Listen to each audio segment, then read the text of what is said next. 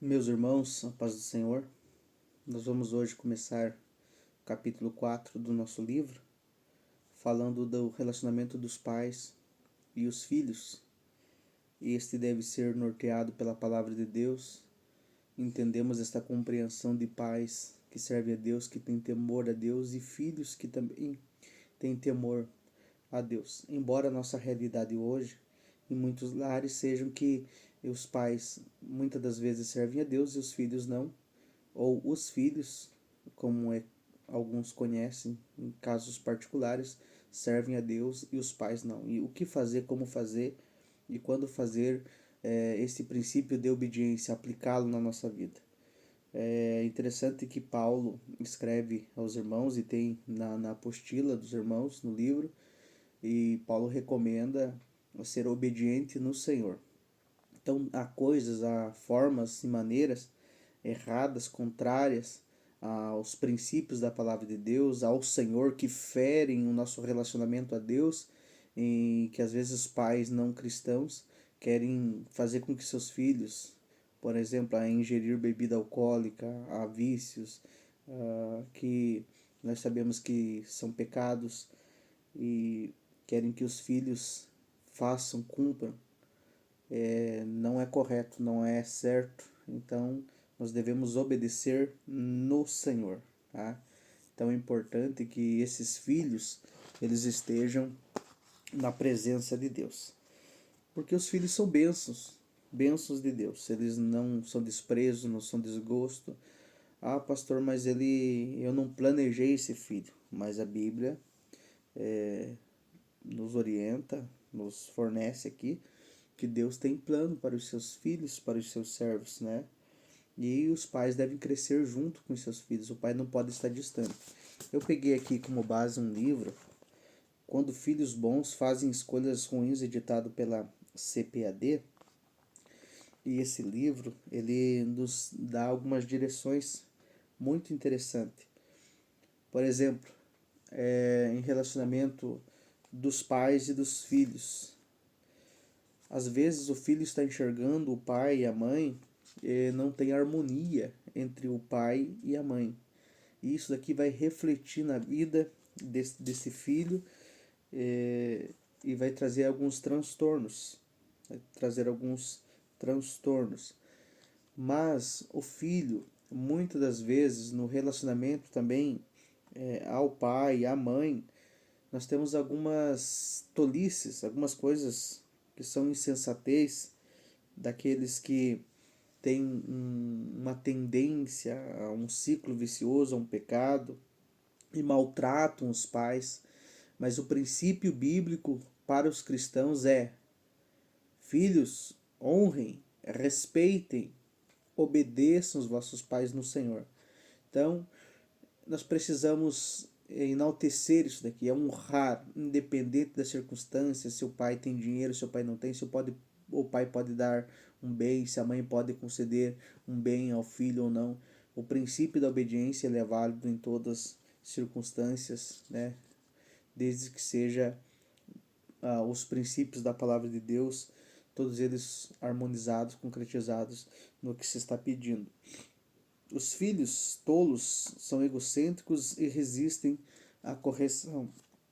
Então, Provérbios 17:10, 18:2 vai falar desses filhos que muitas das vezes eles são rebeldes, insensatos, que não compreendem, tá, irmãos? Até peço desculpa aos irmãos que hoje a Reni está bem atacada aqui. Então, peço que os irmãos tenham um pouquinho de paciência aí. Meus irmãos, então os pais e os filhos, né? Temos aí a recomendação de Efésios 6:4, Colossenses 3:21, as instruções de Deus para esse relacionamento fluir de forma harmoniosa. É responsabilidade maior, exclusiva dos pais, educarem seus filhos, treinarem seus filhos. Aqui na página 106, a escola dominical, a igreja, a responsabilidade principal não é da igreja e da escola bíblica dominical, tá? E muito menos da escola secular. Mas se tratando da igreja, da escola, até o comentador aqui, eles ajudam no ensino dos filhos, né? Princípios bíblicos, a temer a Deus, e os filhos são ensinados, mas a maior responsabilidade são dos pais. Agora, como este ensino vai chegar aos filhos, não pode ser de forma legalista, né? Exigindo um tirano, uma tirania, não pode ser desta maneira, não pode, naquele princípio que os pais não podem provocar a ira aos filhos, é nisso daqui que os pais devem ter um pouquinho de cuidado, porque é aquele velho adágio, né, que se propaga entre muitos lares, é que os pais prendem tanto, mas acabam escapando pelo vão dos dedos. Em muitos lugares, infelizmente, esta é a triste realidade.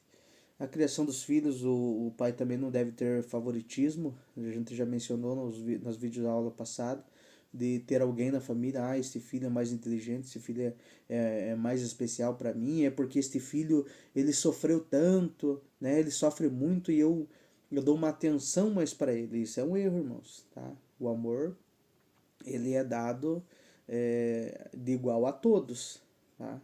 Embora esse filho esteja mais próximo de você, talvez, e outro esteja distante, morando até mesmo longe, mas a medida do amor, quando estiverem todos reunidos, não deve ter um favorito, alguém mais especial.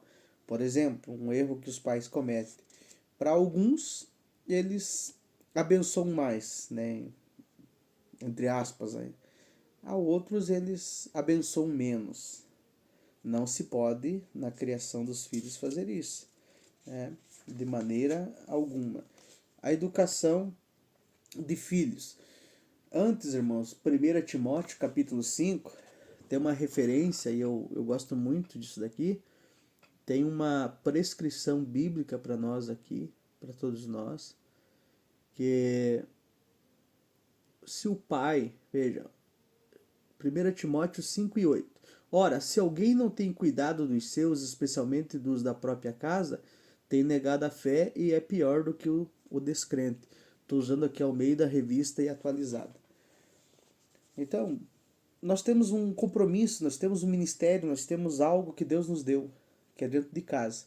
O nosso ministério, a nossa igreja começa dentro de casa, tá?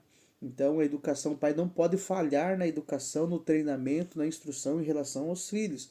Porque se isso acontecer e começar a cuidar mais da parte exterior, do exterior, né, ou seja, fora do ambiente familiar, dar mais atenção lá fora, acaba, infelizmente, errando.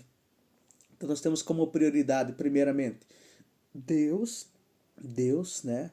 Deus, a nossa família, né? E depois, aí vem em consequência a igreja. Porque se não tivermos famílias boas, famílias fortes, não teremos igrejas fortes, tá, irmãos? A educação dos filhos. A educação de filhos envolve o seguinte, irmãos, aqui está aqui dizendo para nós: ouvir. Ouvir é obedecer, dar atenção. É dar atenção. Então, o propósito de que o filho ouça é tentar colocar a mensagem no coração, ou seja, na mente, inculcar o Shema, Deus, ouve Israel, o Senhor teu Deus, é o único Deus. E ali começa uma instrução para o próprio povo de Israel, e naquele princípio tem uma instrução em relação à criação dos filhos. Amar, devemos amar, aquele amor, né, que sempre tem uma raiz em Deus, um amor verdadeiro, puro, mas amar todos, e quando tem a casa tem vários filhos, né, amar todos de igual medida, não mimar, não mimar, e treinar o filho para a vida, para o amanhã, e para servir a Deus e ser respeitoso com os demais, amar, né? E aqui tem um princípio, lá no, principalmente no chamado de coração, alma, de todas as forças. Primeiro ensinar os filhos, irmãos, a amar a Deus sobre todas as coisas. Sobre todas as coisas. Ensinar. Mas qual é a maneira de transmitir esse ensino? Segundo a nossa revista, diligentemente, na página 109, repetir e de forma natural, não forçada, né? E pessoalmente, olhando nos olhos, com exemplo, tá? no lar, não na frente dos outros, não chamar atenção na frente dos outros, porque põe muitas vezes o filho ao ridículo e o expõe de tal maneira. Muitos muitos lares, melhor dizendo, têm uma instabilidade, onde que os pais estão zangados, os filhos estão zangados e alguns são esquecidos, outros são lembrados e aquele partidarismo no meio da família se torna uma facção, né? E não, isso não pode acontecer. Falha dos pais. Falha dos pais.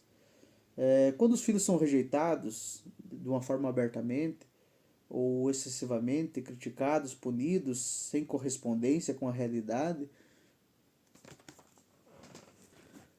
disciplinados, irmãos, por qualquer coisa, né? Isso daqui acarreta uma falha muito grande na criação dos filhos. E os filhos vão, naquele princípio de cada ação gera uma reação, eles vão de alguma maneira tentar, quando puderem, achar o ponto fraco do pai e provocá-los, né, para aborrecer os seus pais. E alguns trazem problemas pessoais e se refletem na escola e assim vai. Necessidades não satisfeitas, né? E essa necessidade de significado, segurança, aceitação, amor, alguns filhos precisam de um abraço, de uma palavra, de sentar e serem ouvidos, da conversa, do diálogo. Então essas são necessidades muitas vezes não satisfeitas, em que vai refletir em alguma área, em algum momento da vida. Negligência da parte espiritual. Por exemplo, se um lar não tem tempo para Deus, hoje não se envolve mais a questão espiritual, não vamos nem falar da questão do culto, né, doméstico. Em muitos lares não se tem, não se canta, não se ora, não se lê a palavra.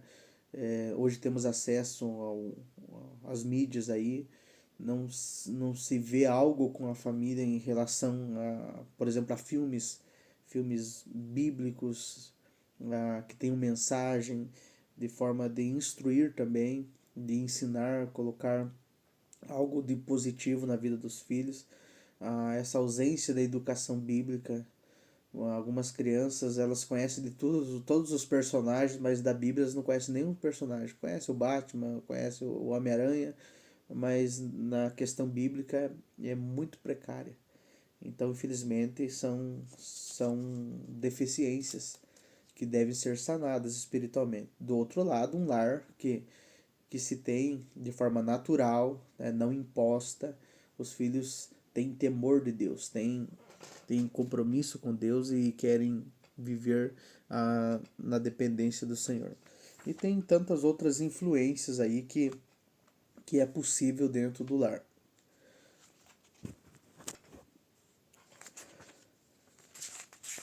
Nós temos aqui, a partir da página 116, a outra parte, meus irmãos, efeito dos problemas na educação dos filhos, né? Esses problemas. Vemos aqui alguns pontos negativos na vida de Eli, sacerdote. Os irmãos vão encontrar isso no primeiro livro de Samuel, nos primeiros capítulos, 1, 2 e 3 ali, contando a história. Ele era o sacerdote, mas os seus filhos fizeram coisas terríveis e receberam um título na Bíblia de filhos de Belial, uma palavra muito forte para aqueles dias. Ele não disciplinou, ele viu o erro dos seus filhos e não disciplinou os seus filhos, né? Usando para nós aqui, se fingiu de cego. E Samuel cresceu nesse ambiente, depois que teve idade, Ana fez aquele voto, levou e dedicou ele a Deus. Samuel cresceu e Samuel enfrentou os mesmos problemas. Muitas vezes não temos explicação para o que aconteceu com os filhos de Samuel, que também tomaram caminhos diferentes, né? Mas o que fazer, irmãos? Embora eles tenham livre-arbítrio para fazer as suas escolhas, tomar os seus caminhos, alguns pais, infelizmente, infelizmente, eles não ensinam as coisas espirituais para o seu filho. Eles não têm algo a transferir, a transmitir. Então, esses efeitos dos pais, veja, não é fácil quando os filhos saem como os pais esperavam. O pai planeja uma coisa, deseja uma coisa, e o filho toma uma outra direção. Isso vai trazer a frustração íntima e muitas vezes a hostilidade entre o casal em relação aí aos filhos, vai ter a ira, a culpa, e às vezes o casal vai ficar apontando o dedo, não, porque você passou mais tempo com ele e não ensinou, e outro vai dizer porque você esteve ausente e acabou não ensinando, e aquela tentativa de super proteger também o filho vai ter alguns efeitos muito complicados.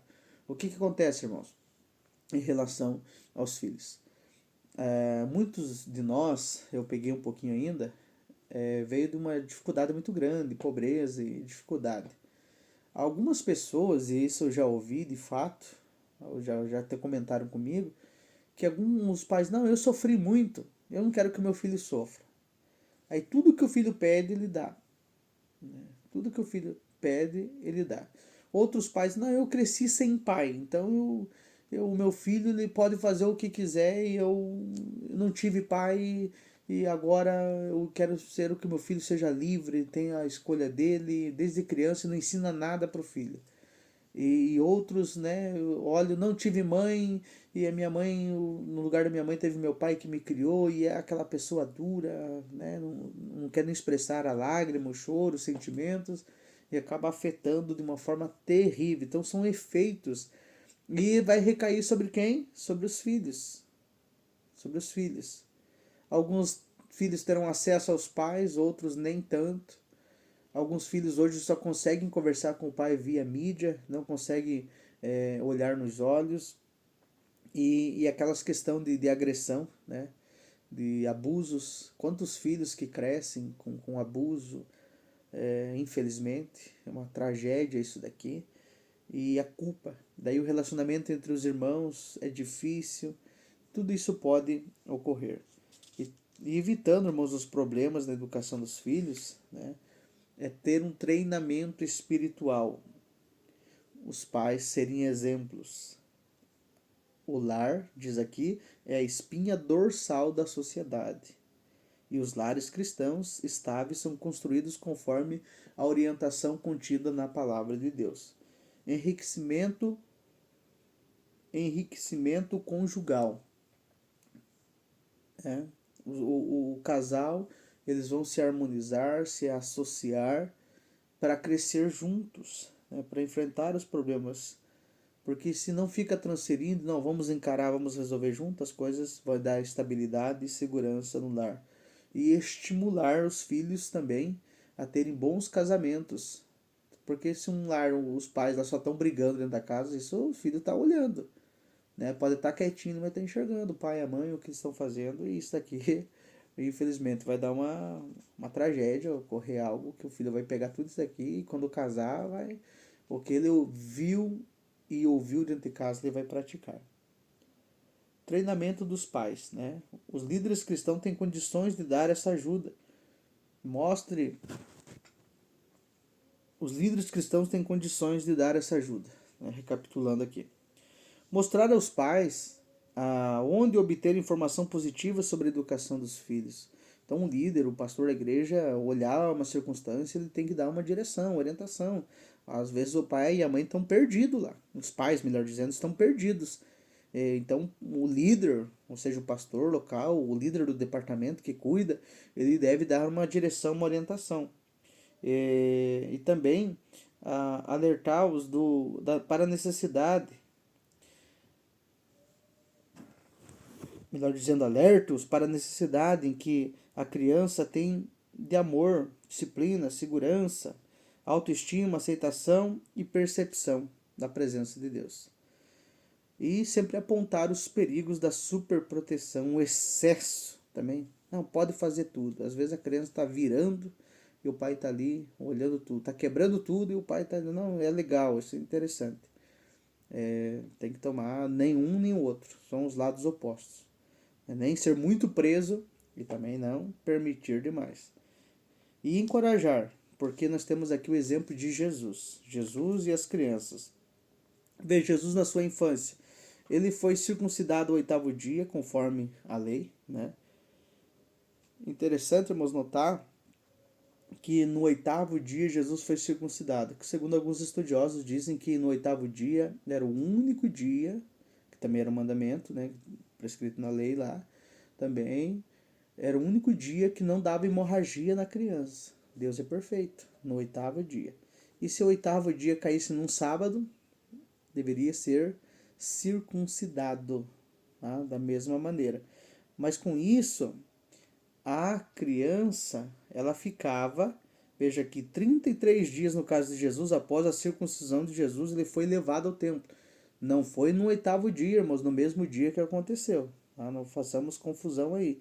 E por Jesus ser simples, pobre, melhor dizendo, nascendo numa questão cultural, sociocultural, no lugar em que vivia, Jesus, uma família pobre, muito simples, humilde, apresentou ali um par de rolas e 2 pombinhos na sua oferta de sacrifício pela vida de Jesus, quando ele foi apresentado aos pais de Jesus, no caso Maria e José. Ele aprendeu a escritura em casa. Jesus teve que se desenvolver, né? Ele foi encarnado, teve que passar por todos os processos. Ele aprendeu em casa. Com quem? Quem que teve a obrigação de ensinar? Os pais. E veja que quando lá no templo, Lucas 2, 46 e 47, de uma forma assustadora em relação aos pais, mesmo que eles não soubessem, perdessem Jesus, e depois de 3 dias o encontraram no templo, o que eles estavam fazendo? Ouvindo-os, interrogando-os, e todos que ouviam admiravam a sua inteligência e resposta. Veja que Jesus, entre os doutores aqui, ele também cumpre um princípio de obediência daquilo que aprenderam dentro da sua casa. Ouvindo-os, interrogando-os, perguntando. Mas também ele falava, né? Jesus estava ali, isso aqui é muito bonito, irmãos, muito lindo. Da vida do nosso Jesus, que foi e é um exemplo grande para nós. Deu trabalho aos seus pais. Jesus foi uma criança normal, né, que deu prazer e alegria. Deu prazer e alegria, mas também deu preocupação, no caso aqui, né, quando Jesus ali, perto dos 12 anos, se perdeu ali, os seus pais o esqueceram na caravana que ia na festa anual a Jerusalém, e achou que estava entre os parentes. Jesus tinha ficado ali na cidade de Jerusalém, e encontraram no templo. Jesus ficou ao lado das crianças. Veja que ele repreendeu os discípulos por causa das crianças, porque eu vejo os discípulos maduros, se achavam experientes. O que nós vamos aprender com essas crianças? Jesus dá uma grande lição em relação às crianças. Repreendeu os sacerdotes por causa das crianças. Jesus valorizou as crianças, destacou as crianças. Jesus valorizou os meninos, né, e comparou-os em relação à conversão. Ó, se vocês não se converterem como meninos, de maneira alguma vocês vão entrar no reino dos céus. Vão possuir aí aquilo que todo mundo almeja, que é a salvação. A humildade também Jesus deu um exemplo, comparou, em relação aos meninos. E o relacionamento com os meninos, e qualquer que receber em meu nome um menino tal como este, a mim me recebe. Olha, questão de relacionamento. E questão de escandalizar também, né, um desses pequeninos. Jesus fala em relação ao escândalo que era melhor essa pessoa nem ter nascido. Pegasse uma pedra, um moinho, colocasse no pescoço e lançasse ao mar. Nós temos aqui educação e orientação dos pais, na página 123, a partir daqui nós vamos ver. Eu anotei aqui na página 124 uma expressão muito importante. Não considere seu filho uma extensão de si mesmo. Sabe aquela ideia? Não, eu quero que meu filho seja igual eu. Sou advogado, meu filho vai ter que ser advogado. Irmãos, nós temos que ensinar os nossos filhos a serem pessoas, a também terem escolhas, opiniões, né? Primeiro se coloca Deus na vida, tenta ensinar, inculcar as coisas de Deus, os valores espirituais. E esse filho vai estar pronto para fazer boas escolhas, né? Mas não também considerar que esse filho é uma extensão de si, que tudo que eu fiz eu quero que o meu filho faça, que meu filho dê continuidade. Não, irmãos, não é. Não tem aquela expressão que às vezes o casal tá brigando lá, né? A gente aprende nos estudos de casais aí, que você é igual a tua mãe, você é igual ao teu pai, faz a mesma coisa. Não, irmãos, não pode ser como se você a partir de agora, nós, em relação à criação dos filhos, preparar os filhos para ser uma flecha, para ser lançada, tá? Para alcançar o alvo, o propósito da vida, sentir prazer, amá-los, né? Esperar algo, claro, esperançoso, que ele seja um cidadão, um cristão sincero. E diz aqui em Libertos, não possuímos nossos filhos. No final, o melhor que podemos fazer por eles é deixá-los livres nas mãos de Deus. Entregar os filhos na mão de Deus. Certo que tem que cortar o cordão. É esse momento. E aqui nós temos a transcrição literária sobre a televisão.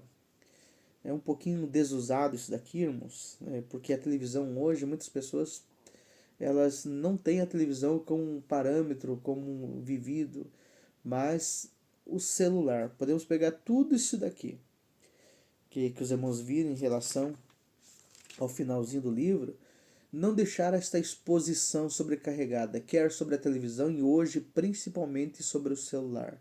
Alguns vídeos, sites, acessos. O pai deve ter relação, ter a senha e acesso. Porque veja, tudo isso daqui que está descrito, como estupro, nudez, nudez total, tudo isso daqui está num aparelhinho bem pequeno, irmãos, que muitos pais hoje entregam um celular para o filho e acabam, não, eu confio no meu filho. Irmãos, é um perigo, porque tudo isso daqui que foi descrito está mais do que exposto no pequeno aparelho chamado celular. A televisão existe um negócio chamado controle.